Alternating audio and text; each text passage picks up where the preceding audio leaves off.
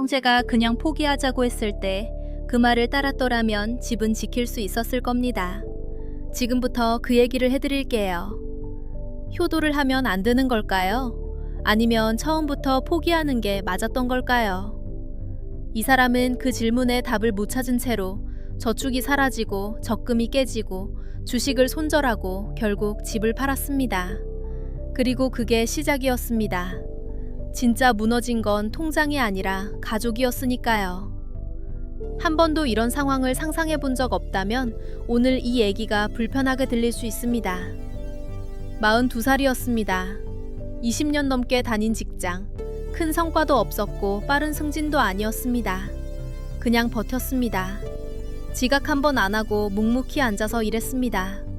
뒤늦게 대리 달고 과장 달고 차장까지 올라갔습니다. 남들보다 느렸지만 떨어지지는 않았습니다. 그게 전부였는데 그 전부가 통했습니다. 아파트 잔금을 치른 날, 이 사람은 혼자 차 안에 앉아 한참을 있었다고 합니다. 어디 가지도 않고 그냥 운전석에 앉아서 주차장 벽만 바라봤습니다. 뭔가 터트려야 할 것 같았는데 눈물도 안 나고 웃음도 안 나왔습니다. 그냥 멍하니 앉아 있었습니다. 실감이 나지 않아서가 아니라 너무 실감이 나서였다고 했습니다. 32평짜리 아파트였습니다. 대출이 없진 않았습니다. 2억 3천이 남아 있었습니다. 그래도 감당할 수 있는 수준이었습니다. 매달 나가는 원리금이 월급의 3분의 1을 넘지 않았으니까요. 나머지로 생활하고 저축도 할 수 있었습니다. 처음으로 숫자가 맞아 돌아간다는 느낌이었습니다. 퇴근하면 동네 마트에서 장을 봤습니다. 주말엔 집 근처 공원을 걸었습니다. 장거리 출장도 없었습니다. 야근도 줄었습니다. 특별한 게 없었습니다. 그게 좋았습니다. 아무것도 위태롭지 않은 하루하루가.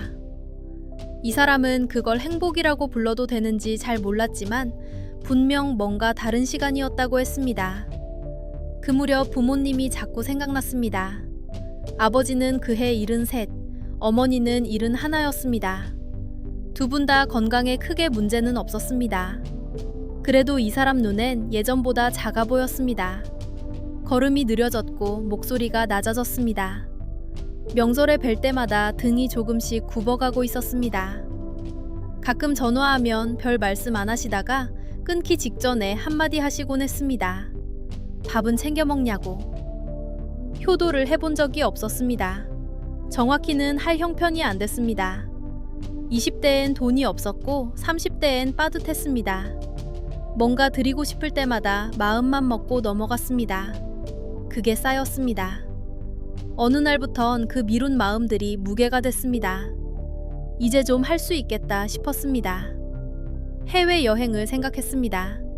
두 분이 한 번도 안 가보신 곳, 일본이 좋겠다고 생각했습니다. 가깝고 물가도 나쁘지 않으니까요. 봄에 벚꽃 필 때 가면 어떨까? 혼자 여행사 홈페이지를 들여다보면서 일정을 짜보기도 했습니다. 3박 4일. 비행기 포함해서 두 분 모시고 가면 한 사람당 80만 원 정도. 충분히 낼 수 있었습니다. 난생 처음 그런 계산이 가능했습니다. 어머니한테 슬쩍 말씀을 드렸습니다. 봄에 일본 가실래요? 라고.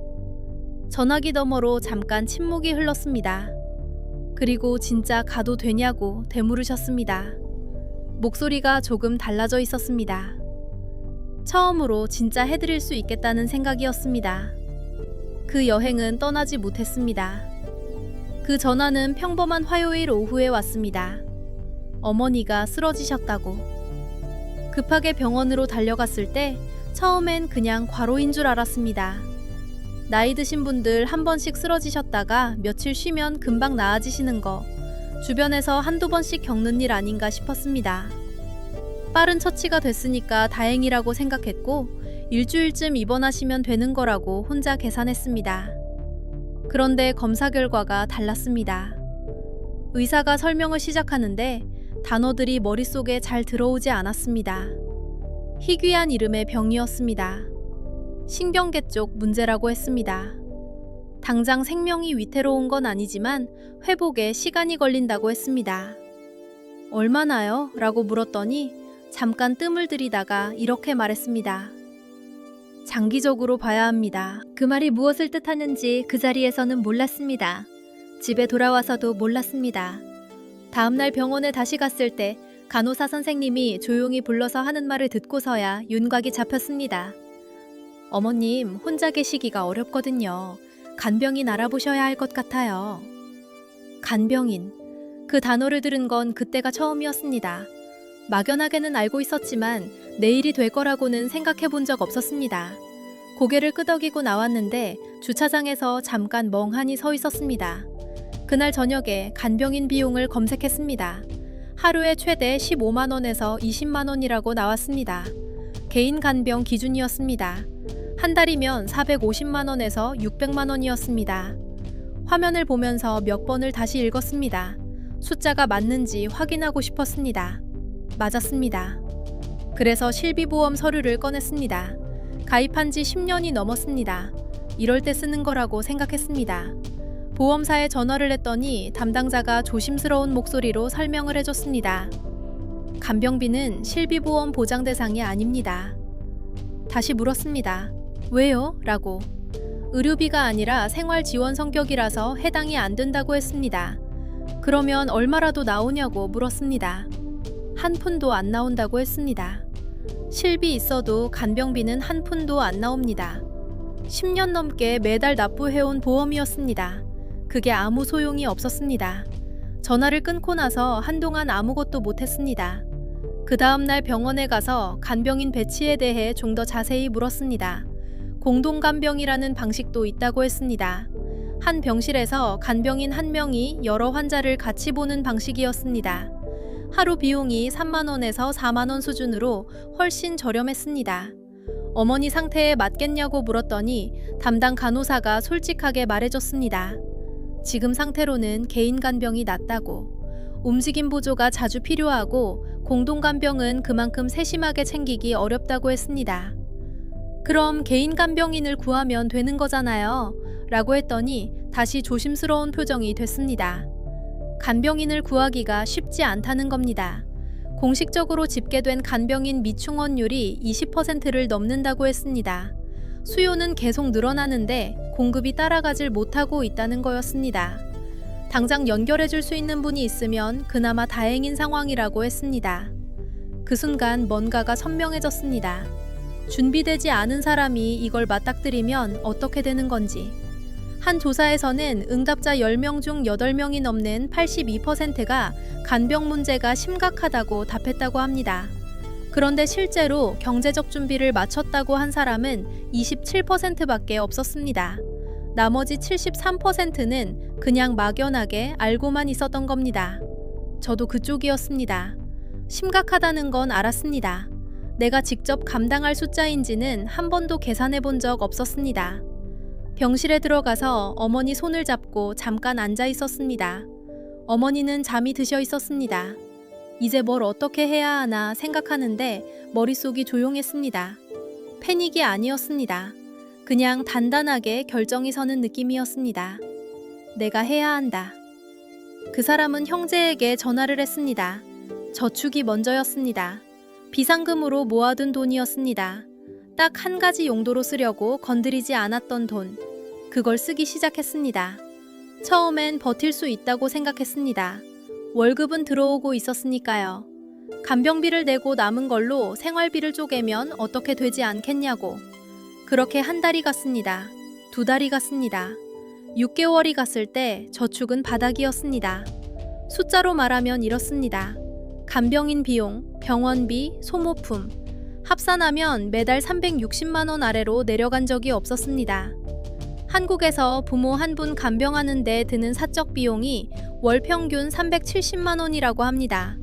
평균이 그 정도입니다. 이 사람은 평균 안에 있었습니다.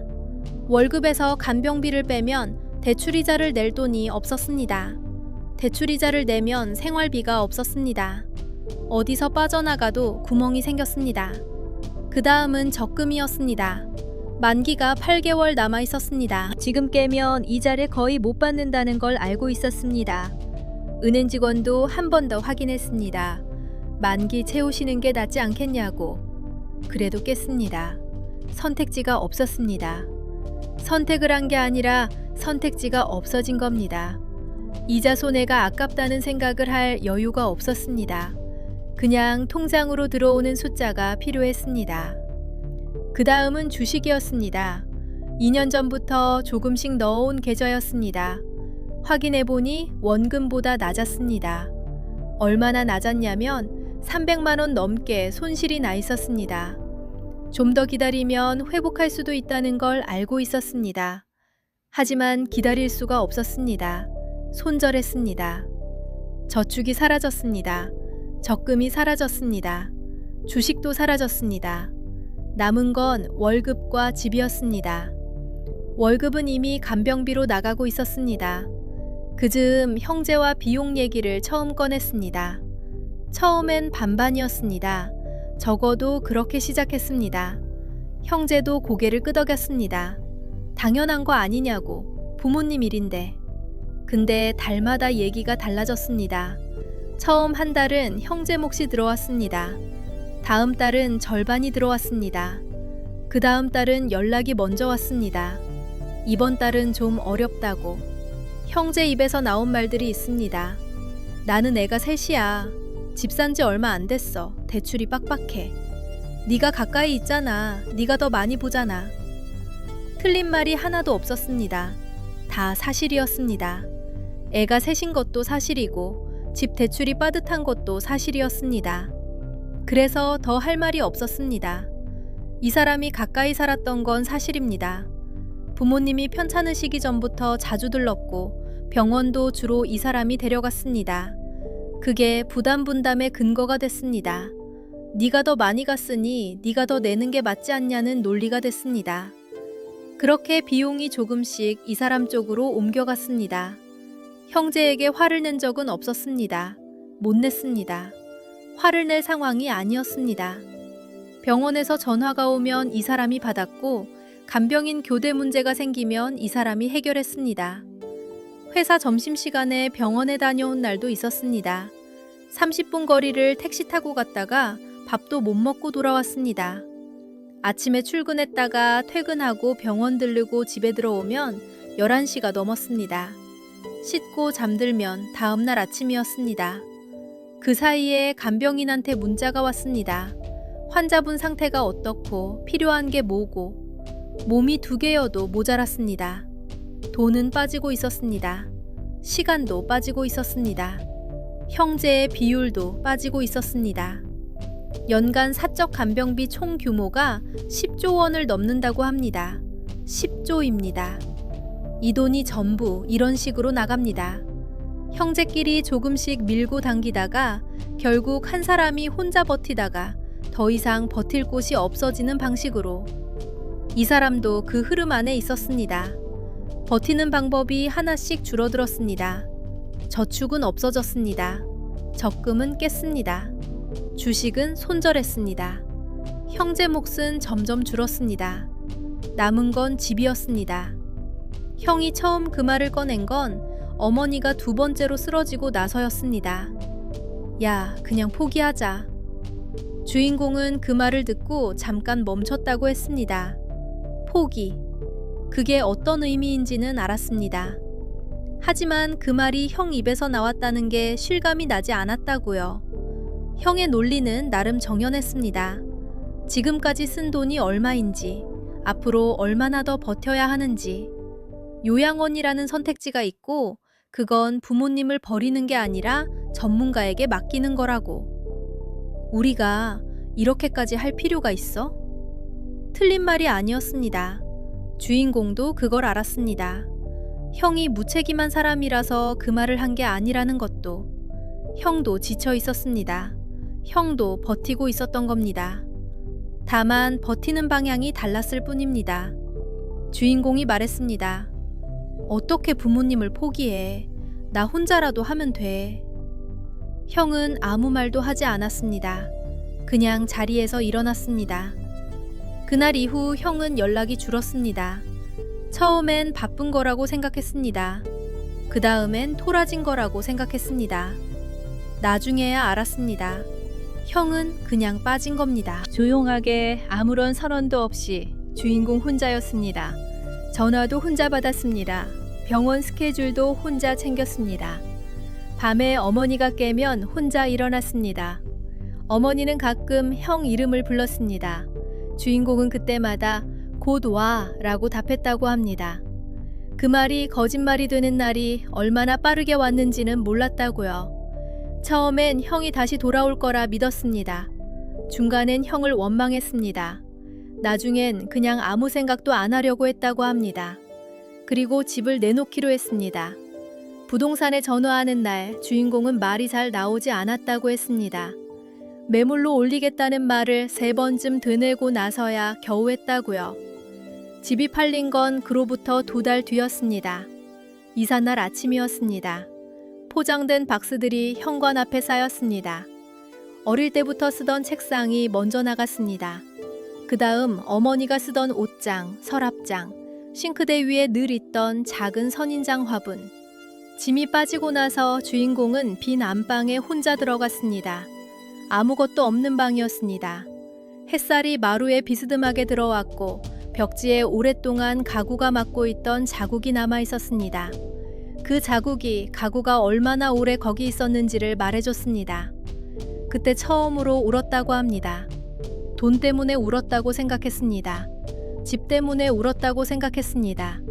그런데 나중에 돌아보니 그게 아니었다고 했습니다. 형이 없었습니다. 그날 짐 빼는 자리에 형은 오지 않았습니다. 전화도 없었습니다. 문자도 없었습니다. 그 집에서 자랐던 형제가, 그 방에서 싸우고 화해했던 형제가 마지막 날 거기 없었습니다. 그게 가장 아팠다고 했습니다. 돈이 아니라, 집이 아니라 형이 없었다는 것이. 부모님은 지금 요양병원에 계십니다. 처음 입원 얘기가 나왔을 때 이 사람이 가장 먼저 한 말이 있습니다. 실비보험 있으니까 걱정 없다고. 주변 사람들한테 그렇게 말했고 본인도 그렇게 믿었습니다. 그런데 실비는 치료비입니다. 간병은 치료가 아닙니다. 하루에 사람을 붙여서 곁에 있어주는 일, 그 비용은 어디에도 적혀 있지 않습니다. 보험 약관 어디에도요. 그걸 처음 알게 된 건 청구서를 처음 받아든 날이었습니다.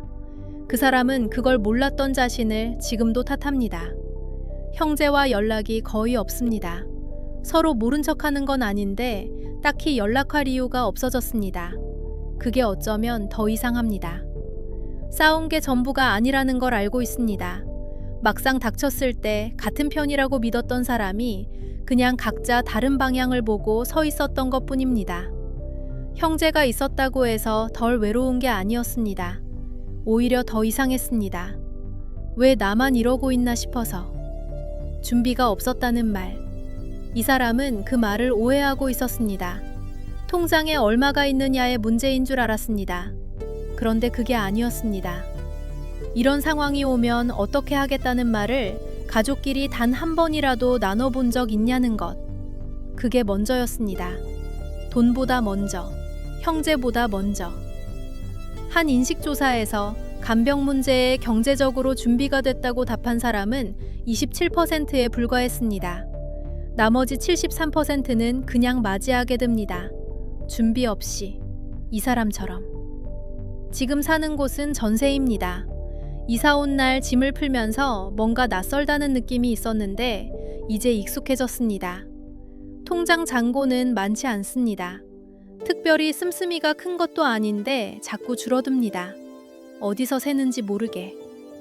그 사람은 지금도 매주 요양병원에 갑니다.